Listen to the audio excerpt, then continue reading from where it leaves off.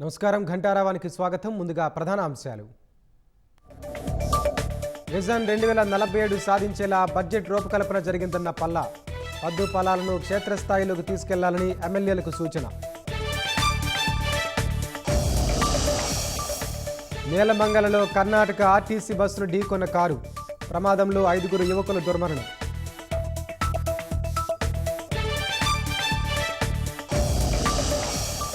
ఈ నెల 16 నుంచి 20 వరకు ఇండియా ఏఐ సమ్మిట్.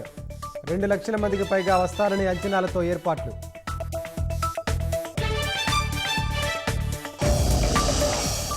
భక్తులతో కిటకిటలాడుతున్న శివాలయాలు. మహాశివరాత్రి సందర్భంగా ప్రత్యేక అభిషేకాలు.